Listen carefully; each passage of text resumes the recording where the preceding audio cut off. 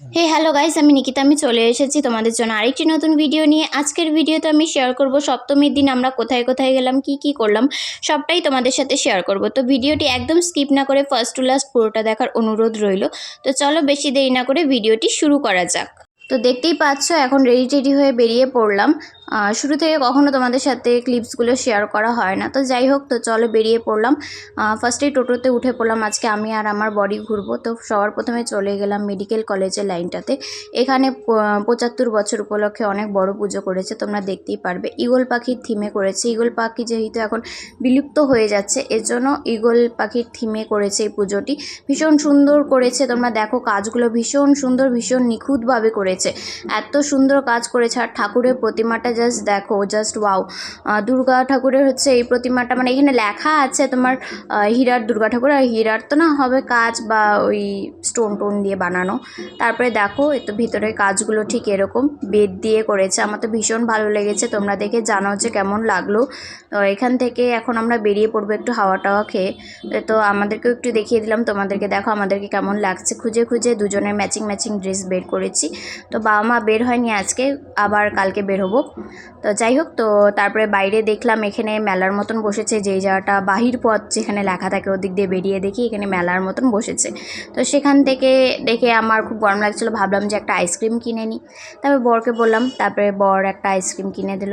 তো এখন আমি আইসক্রিম খেতে খেতে এখন আমরা আরেকটা জায়গায় যাব। পাশাপাশি আরেকটা পুজো আছে অকাল বোধন ক্লাবে, ওখানেও 75 বছর আছে। তো এখন আমরা ওখানে যাব।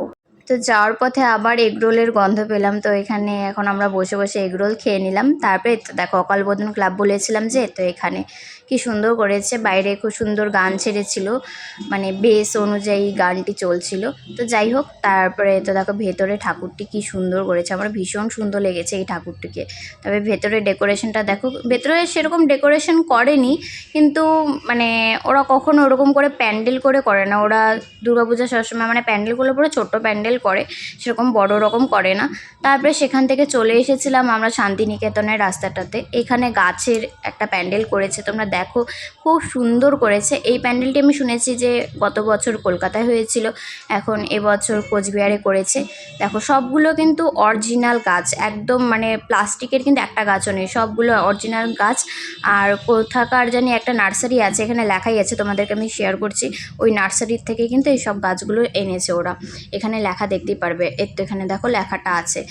আমি পড়তে পারলাম না, তোমরা পড়ে নিও। এই নার্সারি থেকে সব গাছগুলো তুলে নিয়ে এসে এখানে প্যান্ডেলটি করেছে, ভীষণ সুন্দর করেছে গাছগাছালি দিয়ে।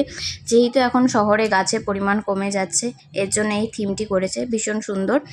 আর মা দুর্গাটাকেও রেখেছে ওরকমই গাছের মধ্যে মোড়ানো, দেখো।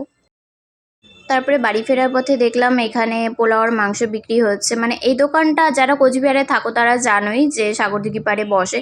তো এই দোকানের কখনো খাওয়া হয়নি, এর জন্য এখান থেকে আমরা পোলাও আর মাংস প্যাক করে নিলাম, বাড়িতে গিয়ে খাবো।